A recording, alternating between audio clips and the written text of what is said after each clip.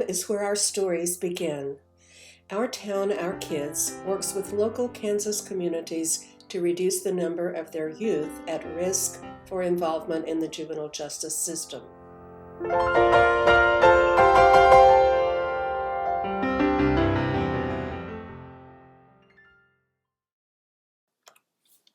Hi, I'm Sue Williams, Project Director with Our Town, Our Kids. Welcome to this edition of Quick Start, Breaking the Cycle with Evidence-Based Decisions.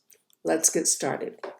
We're going to talk about three different elements today. First is the revolving door, that is how kids come in and out of the system, what works, makes sense. And finally, we're going to directly address data-driven decisions. Let's jump right in with the revolving door of justice, though. By this, we mean ways in which youth come in and out of the system consistently, like a revolving door, right? So unfortunately, this is a fact of life in corrections and one that we struggle with, but is a very persistent fact. So we have some evidence right here in Kansas that this is what's happening. 54% of Kansas-placed youth were not successfully discharged. Anywhere from 42 to 66%, depending on the charge, returned to prison or a secure confinement within 3 years. This is an epic sense of failure, right? And 25% of those committed were there only for misdemeanors, meaning that they were inappropriately placed. All of these things actually increase the risk of reoffense, and thus we have that revolving door that continues, that cycle. One of the things we should ask then ourselves is why? And Albert Einstein helps us out a little bit here. I'm sure you've heard this definition of insanity: doing the same thing over and over again and expecting different results. So why? Why would we continue that cycle? Let's look for a minute to answer that at what does not work. We know a lot of things that don't work. Here on the left, we have several examples of that. Campaigns that say, just say no. Shaming, talking cures, self-help programs, standalone punishment, that is punishment in and of itself, boot camps, Freudian approaches, vague, unstructured programs, and targeting low-risk offenders. We know through decades of research that these things do not work. Now, they might have a purpose, I'm not saying that, but they have been proven to be ineffective in reducing recidivism. So we could take this example that I'm sure is glaring at you right now of the DARE anti-drug program. I'm sure you know about it. It was a very popular program across the country for about 25 years, from in the early 1980s to 2009. It was very popular despite the fact that a host of studies, every single one of them, found that it was zero effective in preventing drug use or any return to drug use. Yet it persisted. Why? Well, for one thing, we tended to believe the hype. It was very well promoted with some very nice PR messages, and they used trusted law enforcement officers, police officers, usually in the local community. So it gained a lot of legitimacy through that. Even more complex, though, we often start acting on a long-held belief, very resistant to letting it go. So we think we know what we know, right? And we don't want to let it go. And this is primarily because of a social psychological principle called cognitive dissonance. This refers to a mismatch between what we believe and what we act upon. It causes this internal angst, if you will. We feel very uncomfortable about it, or at least most of us do. But in the face of new and contradictory evidence, it seems like we would understand, that we would come to accept that contradictory evidence. That's most often not true. As a matter of fact, we tend to excuse our behaviors, and even when the evidence is overwhelming, we cling to those long-held beliefs. For example, if I believe that I am a very environmentally conscientious person, and yet I buy a big old gas-guzzling truck, that may cause some cognitive dissonance. What I say I believe and what I do seem to be two different things, contradictory. Now, I could do a few things to reduce that angst. I could sell that truck and go back to a compact or something different. I could take public transportation. I could leave it in the driveway and never use it or very rarely use it.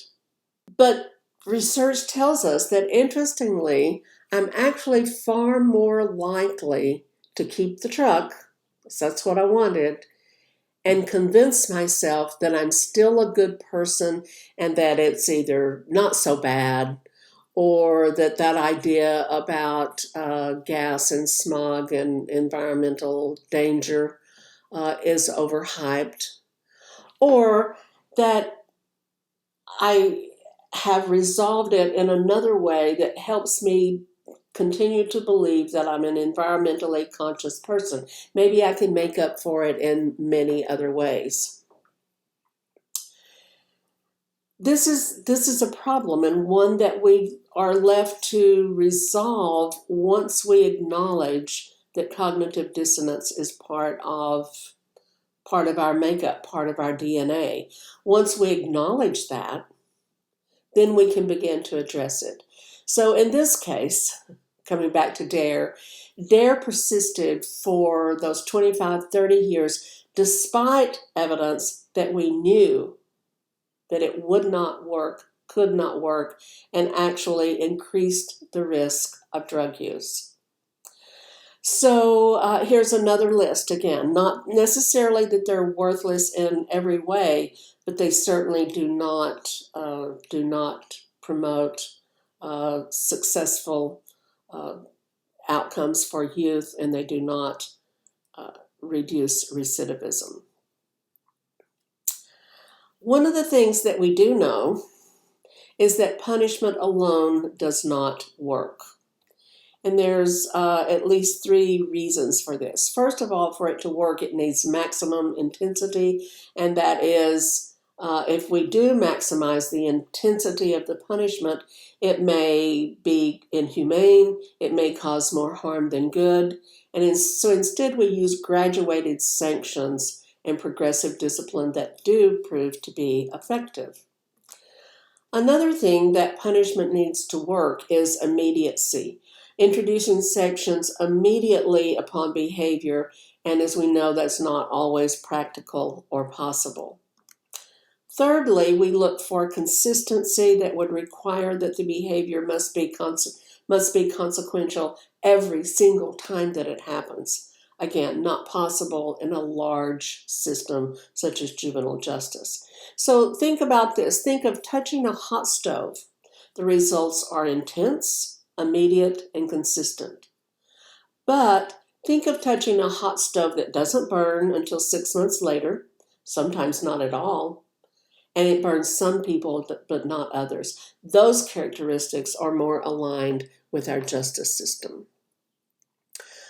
What does what works means? We should have a clear definition of that first. First, it's not a specific program or an intervention necessarily, but an entire body of knowledge. Based on 30 years of research, over 500 studies, we know a lot about what works. For corrections, the evidence must show that certain characteristics must be present in programs and in staff to have positive effects on treatment and recidivism. Especially when dealing with human beings, this is really important. It's certainly not a perfect system, but science drastically improves our rate of success. And isn't that what we want, right, for our kids? Oh, I was going to say, in other words, we need the right prescription, right? So much of what we do in life, even without conscious thought, is based on scientific research. We know if we have the right prescription, we can see better with our glasses. Bodies of search, not just those isolated examples, tells us what works for optimizing the chance of success in our children. Other examples are, do you wash your hands after you go to the restroom? Do you wear a seatbelt? Has science taught us that we should not drink tainted water? Of course. So science remains the answer for us in this field as well. So how about reducing recidivism? What do we know about it? First of all, interventions should be implemented as they are designed. They have to be true to the fidelity of the program, is the way we term that.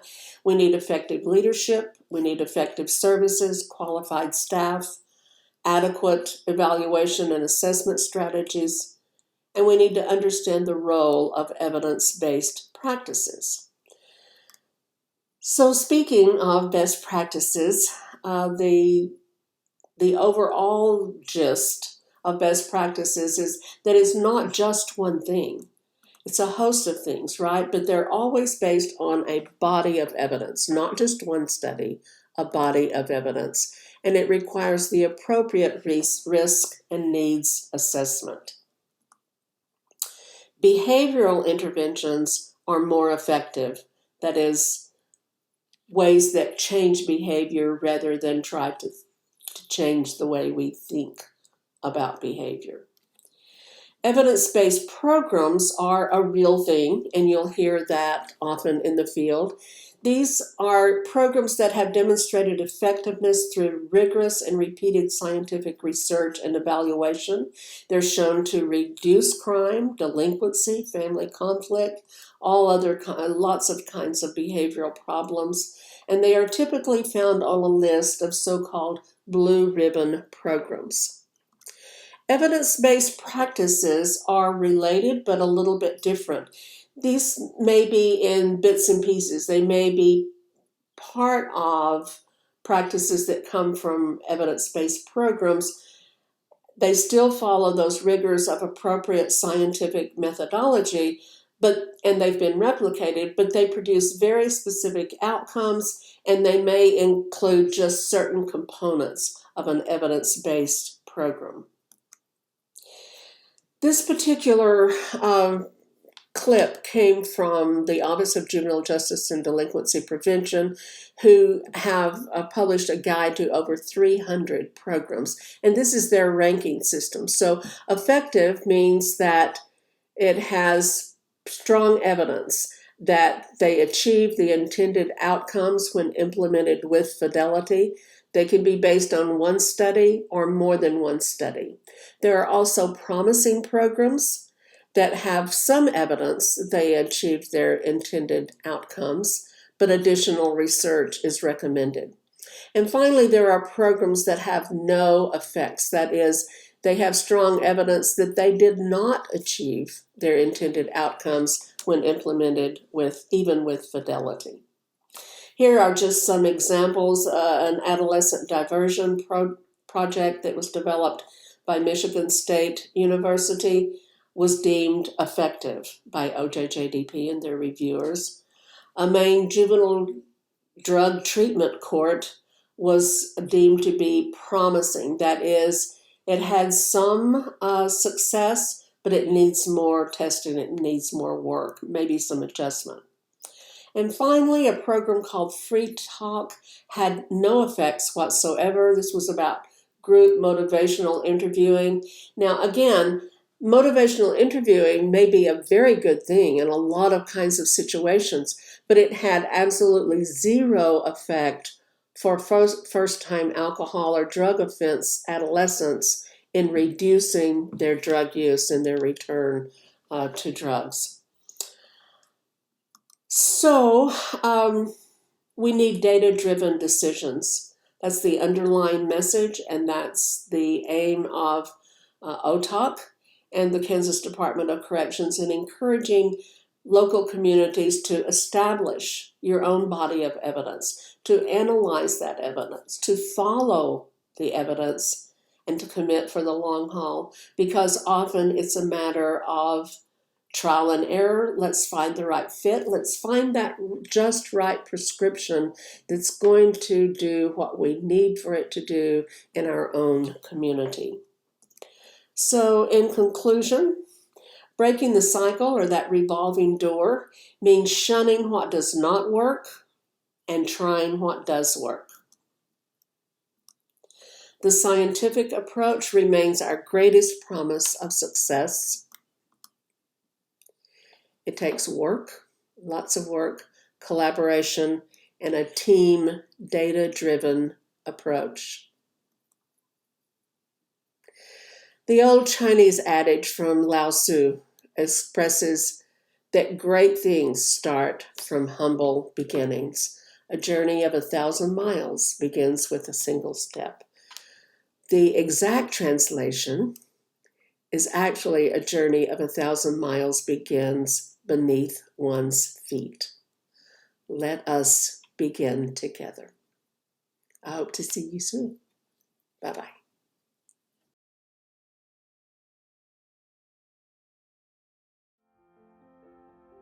Our Town, Our Kids is a pilot project funded through the Kansas Department of Corrections, Kansas Advisory Group, and the Office of Juvenile Justice and Delinquency Prevention.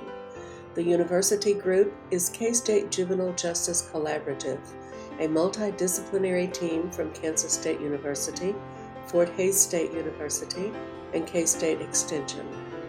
Ultimately, Our Town, Our Kids aims to empower local communities with a scalable, comprehensive set of tools which will stand as an exemplar to other counties across Kansas and beyond. For more information, please go to our website at ourtownourkids.org or reach out to us directly with questions, concerns, and feedback. Thank you for your time and attention.